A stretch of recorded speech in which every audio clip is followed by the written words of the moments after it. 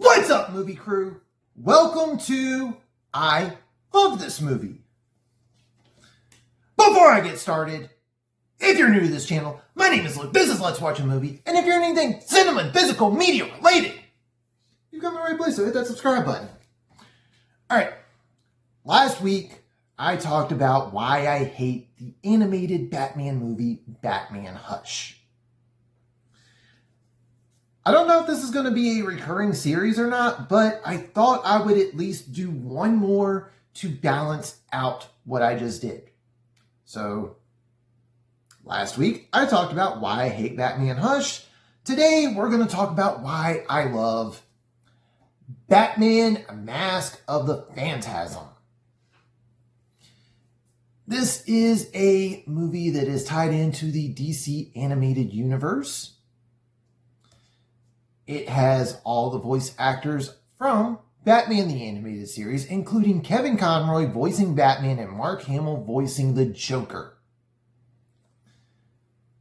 So, I am going to just say, this is my favorite Batman movie. Not my favorite animated Batman movie. This is my favorite Batman movie. And yes, I am putting this over the Dark Knight trilogy. Go on ahead, comment down below because I know someone is going to hate that I said that. I don't care. My opinion still stands. This movie, you see the character, the Phantasm, come in and lots of people are disappearing. And Batman has to find out who this mysterious person is. But we are also getting flashbacks of Batman early in his career. And you see a point in his life where Batman thinks that he should give up being Batman and just become Bruce Wayne. I know in the early 2000s there was a lot of stories of them trying to do the whole Batman will eventually become Bruce Wayne, or that's his ultimate goal. I'm from the era where Bruce Wayne basically became Batman the day that his parents were in Crime Alley. So, at the time when this was released, that was, for me at least, a fairly new concept. But you not only see his flashbacks with one particular person, you see how they come full circle at the end. And why this is as problematic as it is for not only Batman, but for Bruce Wayne as well. And that's one of the other things that happens in this movie, is that we've got someone who knows Batman and Bruce Wayne are the same person.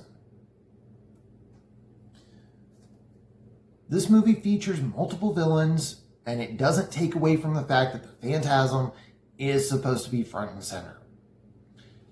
You've got Batman focusing on what's currently going on and using those flashbacks as ways for him to find clues as to what is going on.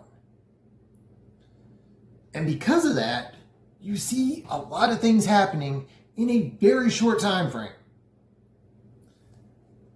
Not only were they able to do all this stuff, they were able to do all of this within a very limited time frame.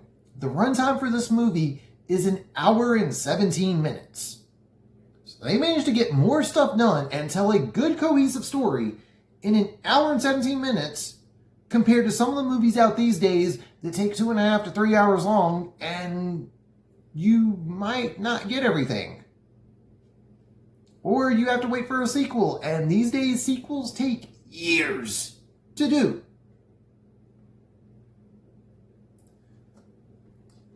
And one of the other good parts about this movie is, at the time when this was released, Batman the Animated Series was still ongoing. So it was standoff enough so that you could go see the movie without having to watch the animated series, because at that point in time, when this came out, there was no DVR. There was no get the complete series. There may have been 1 or 2 VHS tapes that had 2, maybe 3 episodes. Counting both Batman the Animated Series and Batman the New Adventures, that was 109 episodes. So you don't get that.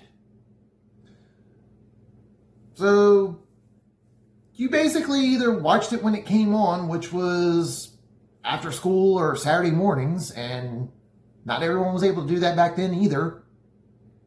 Or you just had to hope it eventually goes to syndication somewhere. Because at that time, cable was making its money off of syndication stuff. Pretty much all kinds of shows. Unfortunately, because it was originally a direct-to-video and then it got pushed to theatrical, it did not do that well theatrically. But it did well enough to where we have a 4K release out there. So I want to point that out. Not to mention, you have the team behind Batman the Animated Series. You've got Bruce Timm, you've got Paul Dini, you've got the voices of Kevin Conroy and Mark Hamill doing their thing. Like I said, this movie has everything. It's got the action scenes that you need, it's got the drama, it's got the stuff that focuses on the duality of Bruce Wayne and Batman in a way that you have to see what's going on with both Bruce Wayne and Batman. You even get a little bit of an origin story of sorts with the Joker. Keep in mind, for those that want to say something about the Killing Joke, yes, the Killing Joke movie is kind of but the Killing Joke standalone story was never meant to be considered canon. It was a simple Elseworld story that Alan Moore wrote at the time.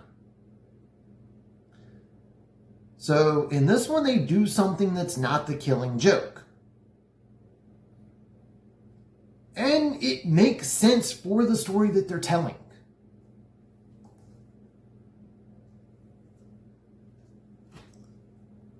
Overall, like I have said, this is my favorite Batman movie. I will watch this over any of the live action movies any day of the week. And again, The Batman is probably one of my favorite Batman live action movies. The Dark Knight trilogy was made by Nolan. I've mentioned before, I am a Nolan stan. But the truth is, this movie has everything. So, if you are a Batman fan and you've never watched Mask of the Phantasm, I highly recommend checking it out. Even if you're not an animation person, because I get not everyone watches animated movies. That's cool. Got nothing against that. But if you are a Batman fan, I say make one exception. Check this out. I want to say it is streaming on Max, because that's pretty much where most Batman stuff is. I will have a pinned comment down below if I am wrong about where it's currently streaming at, and I'll try to go back to it every so often if it does change, to give everyone an update that, hey, it's actually streaming here, or something like that. This movie, I will give a perfect 5-star review to. It is that good. I highly recommend it. That is why I love this movie. It's got everything that you want from Batman in a Batman movie, and they do it with a short runtime. And that's going to do it for this one. If you are new to this channel, hit that subscribe button. You like what you see, leave a thumbs up, comment down below. Do you agree or disagree with me on Batman Mask of the Phantasm? Because I know that there are going to be people that disagree with me. Comment down below and let me know what is your favorite Batman movie and why. Also, should I continue doing this I love and I hate series? If we keep it up, I'm going to try to make sure that each time I do this, if I hate something from a particular franchise or particular actor, director, that sort of thing, the next one will be an I love with that particular thing. That's why I want to do one for Mask of the Phantasm to balance out hating on Hutch. That's going to do it for this one. Thank you all for watching, and tune in next time.